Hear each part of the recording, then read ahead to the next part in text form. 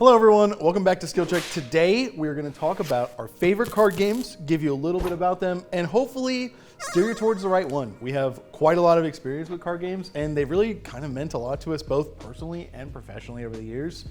I feel like we would be remiss if we didn't start with the Mac Daddy, Magic. Yeah, I mean, I've been playing cards for a long time, but I didn't really get into the CCG community until I started playing Magic way back in the year inserted here.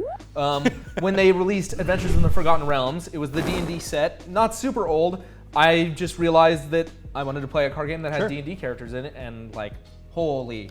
And honestly, Magic the Gathering from that point on has been a huge influence on me, just generally. Why play a card game? Why play a trading card game, a TCG? I think that they have the, like how our lives have been changed, I think that your life can be changed in a very positive way by going to your local community or finding an online community and playing card games and just, growing a group, just having a group of friends. And it's a great bonding experience to have. Common interest for sure, but also there's a chance to get good at something, to learn new skills, but also just go wild and have fun with just a randomly generated pile of cards. And as our first and highest recommendation, I think Magic the Gathering does all of this the best. Yep. It has the best in-person events.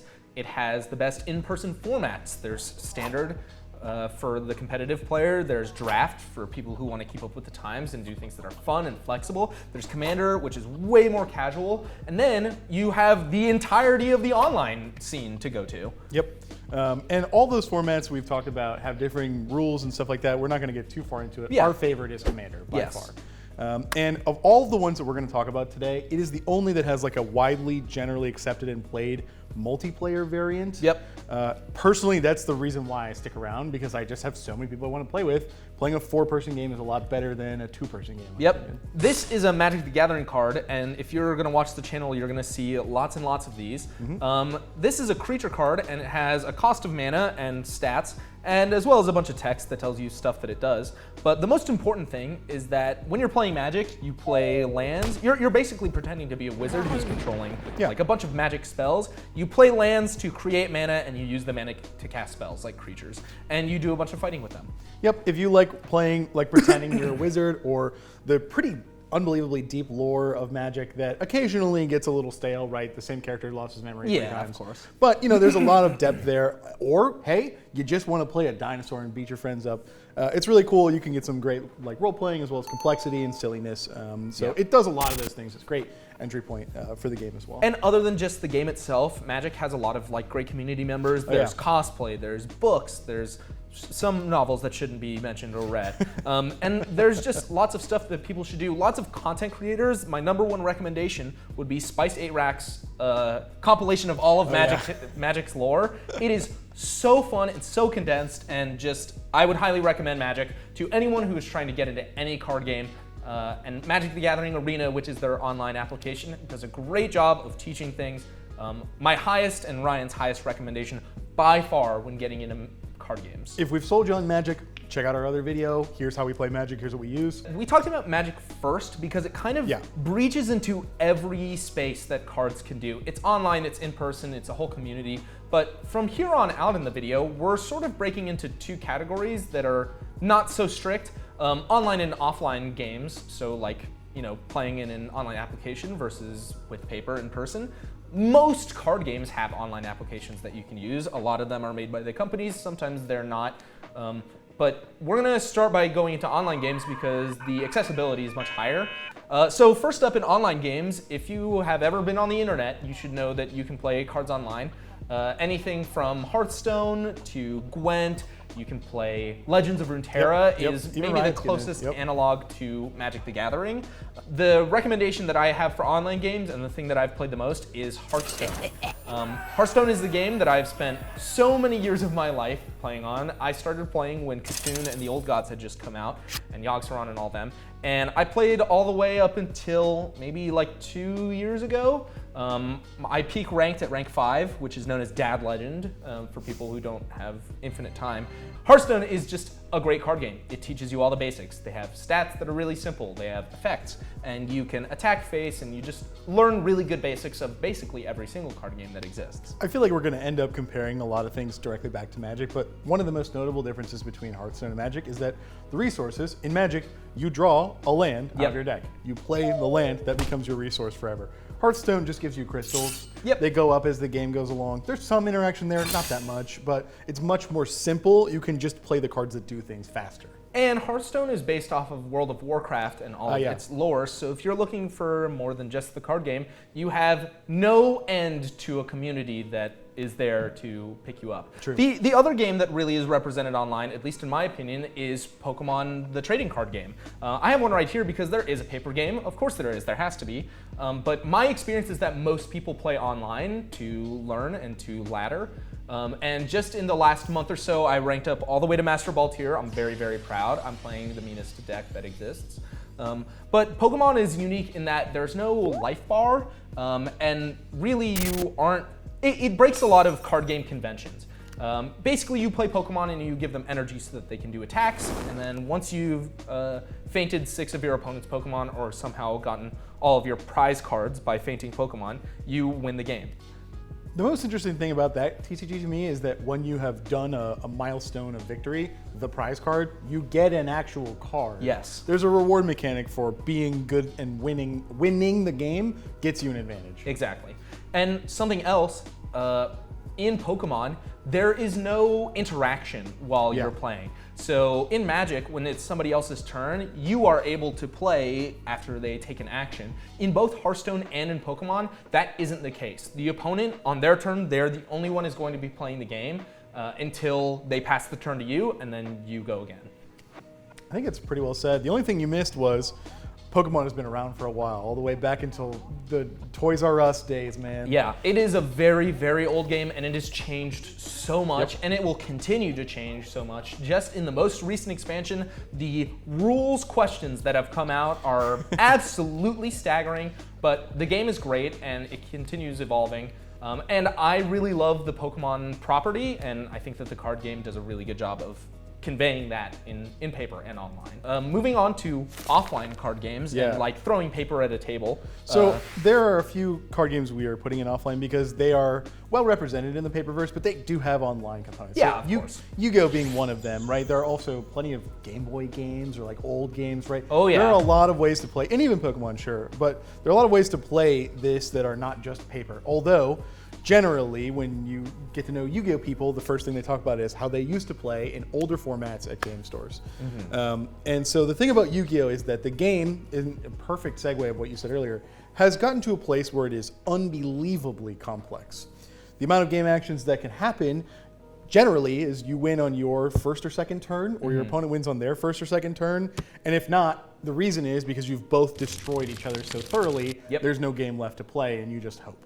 The game itself was based on the beloved IP of Yu-Gi-Oh! That it was the show, you played a big guy with a dragon and a wizard, and polymerization. And there were big and slow, splashy moments, but since then it has gotten a little more complicated. Now, there are older formats, like Edison is one that I hear people talking about a lot, that you can play those vanilla experiences. And so as far as offline, I would say, if you want to go hang out at a Yu-Gi-Oh! Event, look for those that might be a little simpler, like an Edison format or something like that, that doesn't involve everything, or like time-locked or anything like that. Yeah, my experience with Yu-Gi-Oh! Players at live events is that they're always the most boisterous and most like openly having a good time. Like they're shouting about their life points, and although that's you hear lines from the show like 20 years exactly, later, and it might seem like stereotypical or cringy, but like they're sitting there and they're having the time of their lives, and it is one of the most like jealous moments I've ever had at a card gaming event, hearing them just pop off about awesome stuff. For sure. Functionally though, the card game is played without a resource system really.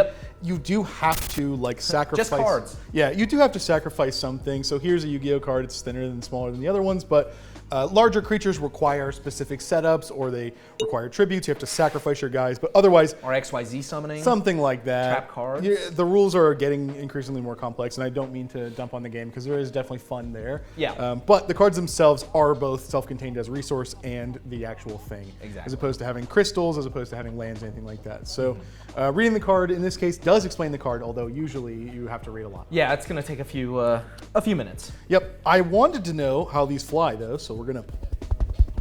Wow, that one did like a full 5-second airtime. That was actually really cool. I didn't throw any of my cards. Well, you want to show the Pokemon one? Yeah, I'll throw this Mantine. He's a flying type.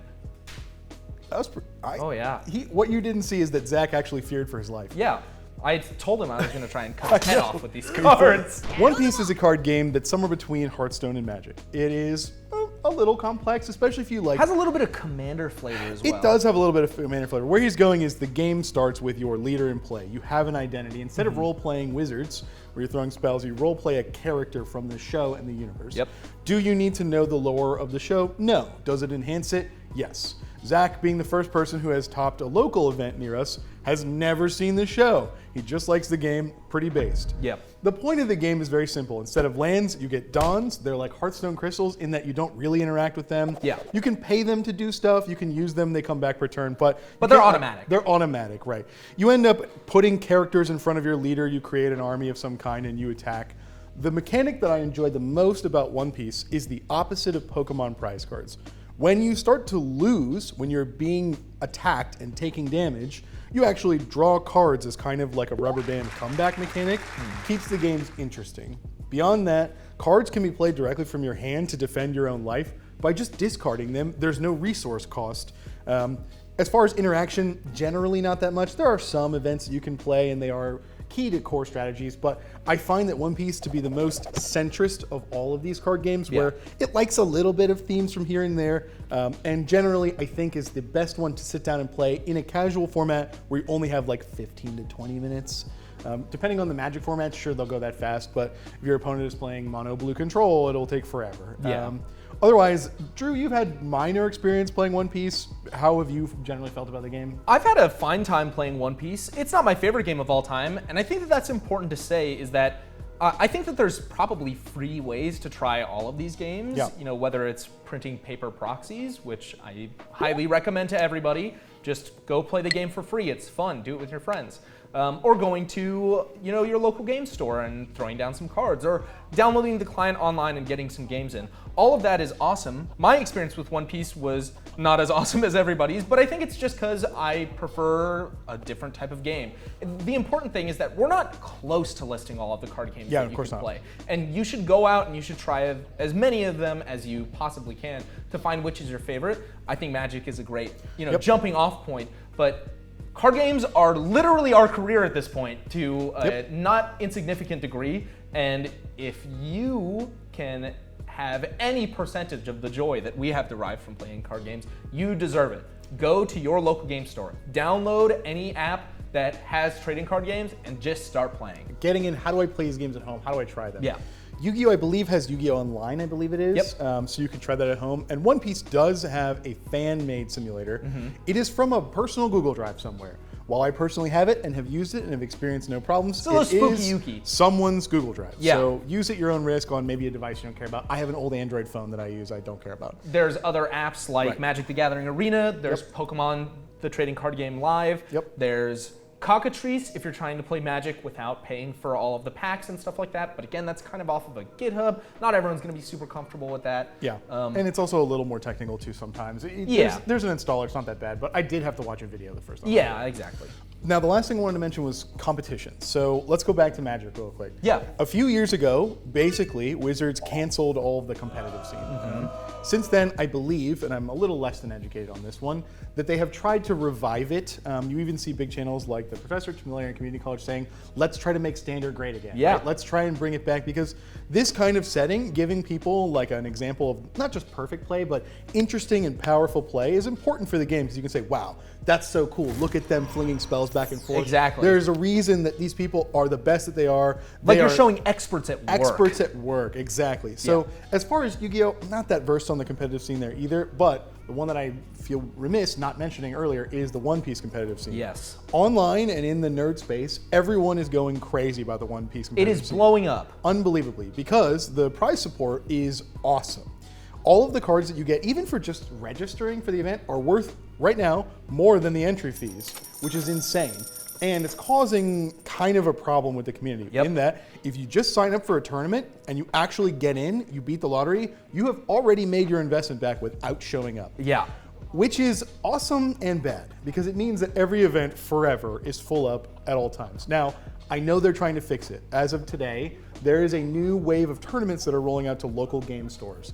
I love that they are supporting local game stores better, and I think it's the perfect step, right? Not everything needs to be in a giant pavilion. Yeah, it's the basis of all competition. Exactly. And One Piece doing this is a great step forward in supporting their community in a competitive mindset. But that doesn't mean that you have to play the game competitively. Of course not. We play all the time here in the Skill Shack with a bunch of friends, and all these other card games that we've mentioned are played either competitively or casually, depending on how you take it. Like, you can play Magic Standard and really sweat it out. Same with One Piece, same with Pokemon, although Pokemon is usually for big events like going to Worlds and stuff like that. Card games that are more casual, like Magic Commander, or playing Yu-Gi-Oh with the homies, anything at this point is you can take it however you like. Hearthstone is also a very non-competitive game. Even laddering is the most casual way that you can play that game. Yeah, and I would say if the community aspect is what drives you, all these games are wonderful. We've played them all, we had a great time.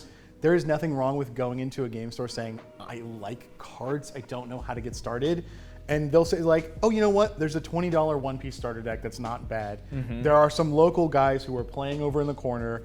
Give me a second, I'll talk to them, get you a game. Play. Or they'll say, we have Yu-Gi-Oh night tomorrow, or Commander Night for Magic the day after. Events are always being run, and if you have the capability and you are not prevented in any way, you should go to a local game store and you should sit down at a table, you should talk to people, and you should play the game, because they are the most accepting community that I've ever encountered, and they really, really mean a lot. But before you go, take a shower. Because some people have a problem with that. I'm not trying to out you specifically, but you should do that. Also, without directing that, I agree. I have encountered this issue. Look, showers are based. Also, change your laundry. It's still in the dryer. It's getting wrinkly. Drew, I think we should go. Okay, and drink water, and make sure to do your homework. No, don't. Did you do your homework? Don't do any crimes, okay? Did you do your homework? And make sure to brush your teeth for Drew. at least a minute and a half. Did you do your homework? And wash your hands. Drew, did you do your homework? I never did. I refuse to answer that question. I never did. We'll see you next time. Bye.